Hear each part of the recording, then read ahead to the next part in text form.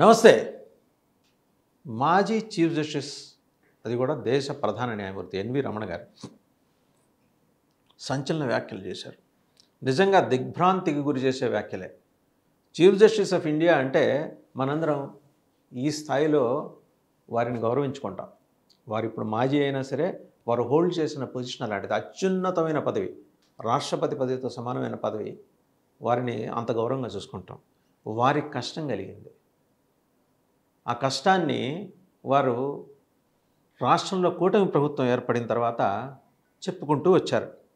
ఈ మధ్య విజయవాడలో అదే అమరావతి ప్రాంతంలో విఐటి స్నాతకోత్సవం జరిగింది. స్నాతకోత్సవం జరిగితే అందులో 5వ స్నాతకోత్సవం ఆయన మాట్లాడుతూ తన గుండెల్లో గూడు కట్టుకున్న ఆవేదన చెప్పుకుంటూ వచ్చారు. ఏమేం చెప్పారంటే ఆయన తనపై ఒత్తిడి తెచ్చేందుకే కుటుంబ సభ్యుల మీద కేసులు పెట్టారు ఇంతకుముందు జగన్మోహన్ రెడ్డి గారి ప్రభుత్వంలో. చాలా బాధ కలిగించే అంశం కదా నిజంగా. ఒక చీఫ్ జస్టిస్ని ఇబ్బంది పెట్టే ప్రయత్నం చేయడాన్ని ఎవరు మాత్రం స్వాగతిస్తారు? ఆయన ఇంకా ఏం చెప్పుకుంటూ వచ్చారు, అమరావతి రైతుల పోరాటం దేశంలోనే అతిపెద్ద పోరాటం. ఈ క్రమంలో న్యాయమూర్తులు కూడా ఒత్తిళ్లు వేధింపులు ఎదుర్కొన్నారని చెప్పేసి తన వాదనకి సంబంధించి జస్టిఫికేషన్ ఇచ్చుకుంటూ వచ్చారు. తన కుటుంబ సభ్యుల మీద కూడా కేసులు పెట్టి ఒత్తిడి తెచ్చారని, అయినా తాను వెనక్కి తగ్గలేదని కూడా చెప్పారు. నిజంగా we have to appreciate the boldness and spirit of the former chief justice of India. తన మీద కేసులు పెట్టినా అక్కడ ఆయన తగ్గల, తలొగ్గల. న్యాయమూర్తి ఎలా ఉంటారో ఆయన నిరూపించి చూపించారని తన మాటల ద్వారా ఆయన చెప్పుకుంటూ వచ్చారు. పాలనలో విధానాలు మార్చడం అభివృద్ధికి ఆటంకమని, ప్రతీకార రాజకీయాలు ఎప్పటికీ చేయొద్దని కూడా సూచించారు. సాంకేతికతో పాటు సోషల్ మీడియా దుర్వినియోగం మీద కూడా ఆయన ఆందోళన వ్యక్తం చేశారు. ఇంకా ఏం మాట్లాడారు, తన కుటుంబ సభ్యుల్ని కూడా లక్ష్యంగా చేసుకుని క్రిమినల్ కేసులు పెట్టారని కూడా ఆయన ఆరోపించారు. ఈ చర్యలన్నీ తనను ఒత్తిడికి గురి చేయడానికే జరిగాయని, ఈ విషయం అందరికీ తెలిసిందేనని. అమరావతిలోని విఐటి ఏపీ యూనివర్సిటీ 5వ స్నాతకోత్సవ కార్యక్రమంలో ముఖ్య అతిథిగా పాల్గొన్నప్పుడు విద్యార్థులకు పట్టాలు ప్రదానం చేసిన తర్వాత ఆయన ఈ రకంగా మాట్లాడారు. తనకున్న అనుబంధం అమరావతి ప్రాంతంలో అది కూడా గుర్తు చేసుకున్నారు. దేశంలో అత్యవసర పరిస్థితి ఎమర్జెన్సీ సమయంలో కృష్ణానది దీవుల్లో రహస్య సమావేశాలు నిర్వహించిన విషయాన్ని ఆయన జస్టిస్ రమణ గుర్తు చేసుకున్నారు. అమరావతి గడ్డ తనకెన్నో పాఠాలు నేర్పింది, ఇక్కడ ప్రజల నుంచి ఎప్పుడూ స్ఫూర్తి పొందుతానని అన్నారు. వారసత్వంగా వచ్చిన భూమిని రాజధాని కోసం త్యాగం చేసిన రైతులు అప్పటి ప్రభుత్వం తీసుకున్న నిర్ణయం కారణంగా రోడ్డెక్కారని ఆవేదన వ్యక్తం చేశారు. కొందరు రైతులు ఈ పోరాటంలో ప్రాణాలు కోల్పోయారని కూడా రమణ గారు గుర్తు చేశారు. జస్టిస్ రమణ గారు గుర్తు చేశారు. ప్రభుత్వ యంత్రాంగాల నుంచి తీవ్ర ఒత్తిళ్లు వచ్చిన ఓర్పు, సహనం, నిబద్ధతతో వెనుకడుగు వేయని అమరావతి రైతుల ధైర్యానికి వందనం చేస్తున్నట్టు తెలిపారు. రాజ్యాంగ విలువల్ని కాపాడే క్రమంలో న్యాయమూర్తులు కూడా కష్టాలు పడ్డారు. అందులో తనకు ఎలాంటి మినహాయింపు లేదని ఆయన చాలా స్పష్టంగా చెప్పారు. రాజ్యాంగానికి అనుగుణంగా పనిచేసిన న్యాయమూర్తులు ఒత్తిళ్లు, వేధింపులు ఎదుర్కోవాల్సి వచ్చింది. కొందరు బదిలీ అయ్యారు, మరికొందరు సంబంధం లేకపోయినా రాజకీయ కుట్రలకు బలయ్యారు. బాధ్యతగా పనిచేయడం కూడా కొన్నిసార్లు వ్యక్తిగతమైన బాధగా మిగిలిపోతుంది అని ఆయన ఆవేదన వ్యక్తం చేశారు. పాలన అనేది నిరంతర ప్రక్రియ అని, అధికారం మారినప్పుడు విధానాలను మార్చడం సరికాదని ఆయన అభిప్రాయపడ్డారు. అలా చేయటం వల్ల అభివృద్ధి ఆగిపోవటమే కాకుండా ప్రజలు ఇబ్బంది పడతారని తెలిపారు. అంతేకాకుండా అధికార వ్యవస్థను ప్రతీకార రాజకీయాల కోసం ఉపయోగించకూడదని కూడా ఆయన హెచ్చరించారు. దేశంలో న్యాయపాలన ఉన్నప్పుడు మాత్రమే అభివృద్ధి సాధ్యమవుతుందని ఆయన స్పష్టం చేశారు. ఓవరాల్గా ఆయన కంక్లూడ్ చేసింది ఏంటంటే, న్యాయమూర్తుల మీద ఒత్తిళ్ళు వచ్చినాయి, ఇంక్లూడింగ్ చీఫ్ జస్టిస్. తన మీద, తన కుటుంబ సభ్యుల మీద కూడా ఒత్తిళ్ళు వచ్చినాయి, తన కుటుంబ సభ్యుల మీద వేధింపులు ఉన్నాయని. సరే, అది ఆయన వర్షన్. ఇప్పుడు నాగేశ్వరరావు గారు, మన్నెం నాగేశ్వరరావు గారని రిటైర్డ్ డీజీపీ, ఒరిస్సా మాజీ డీజీపీ, అలాగే సిబిఐ మాజీ డైరెక్టర్, ఆయన ఒక ట్వీట్ చేశారు.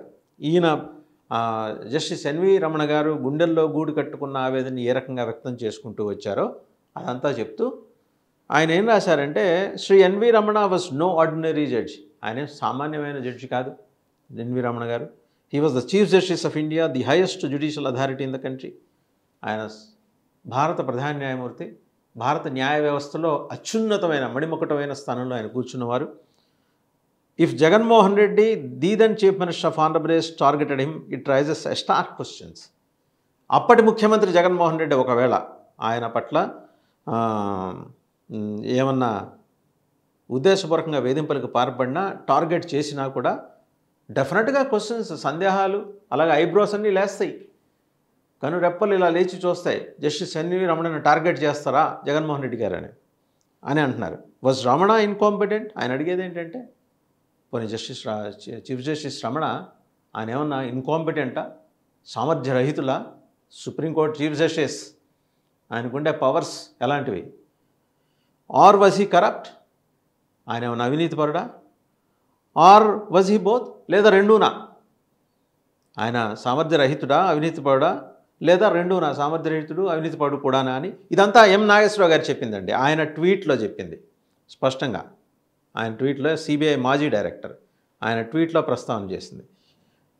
If not, why did he not act against Jagan back then? ఒకవేళ మీరు సామర్థ్యరహితులు కాదు, అవినీతిపరులు కానప్పుడు ఆ రోజు జగన్మోహన్ రెడ్డి గారి మీద మీరెందుకు చర్యలు తీసుకోలేదు? మీరెందుకు మీ రెస్పాన్స్ ఇవ్వలేదు? And why is crying now?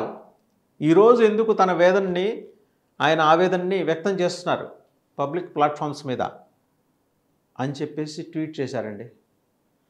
ఆయనేమో చీఫ్ జస్టిస్ ఆఫ్ ఇండియాగా చేసి రిటైర్ అయ్యారు. మాజీ ప్రధాన న్యాయమూర్తి, మనకు అత్యంత గౌరవనీయులు, ఆదర్శనీయులు. ఈయనేమో సిబిఐ మాజీ డైరెక్టర్. మామూలు వ్యవస్థ సిబిఐ అంటే. అలాంటి సిబిఐ డైరెక్టర్గా విజయరామారావు గారి తర్వాత మరి ఈయన కూడా అంతే పేరు తెచ్చుకున్నారు. మాజీ డీజీపీ ఒరిస్సా. ఇప్పుడు ఆయన అనేది ఏంటంటే, ఎం నాగేశ్వరరావు గారు ఎంఎన్ఆర్గా సుప్రసిద్ధులు. వారు అనేది ఏంటంటే, ఒకవేళ అదే నిజమై ఉంటే ఆ రోజు ఎందుకు చీఫ్ జస్టిస్గా ఈ ప్రస్తావన ఆయన తెచ్చుండలేదు అని అడుగుతున్నారు. ఇవాళ ఎందుకు మాట్లాడుతున్నారని అడుగుతున్నారు. మీ సామర్థ్యం ఒకవేళ లుప్తమైపోయిందా ఆ రోజు? ఇన్కాంపిటెంటా మీరు? కరప్టా మీరు? కాదు కదా. కానప్పుడు ఎందుకు ప్రశ్నించలేదు? లేకపోతే రెండూనా? ఆ రెండు అయినందువల్ల ప్రశ్నించలేదా? చాలా సూటిగా, వాడిగా, వేడిగా ఆయన బాణాలు గుచ్చారు.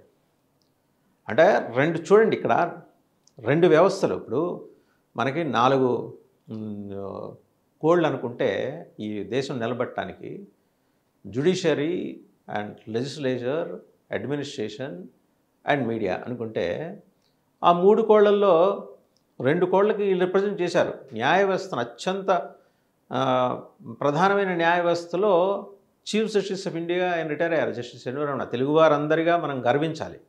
ఆయన చూసి, ఆయన పడ్డ కష్టం చూసి, ఎమర్జెన్సీ సమయంలో ఆయన చేసిన పోరాటం చూసి, అమరావతి ప్రాంత రైతుల నుంచి, ప్రజల నుంచి పొందిన స్ఫూర్తిని చూసి మనం గర్వించాలి, గౌరవించాలి.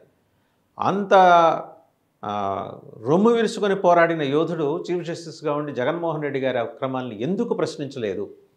సామర్థ్యం కొరబడిందా? అవినీతి పరులా?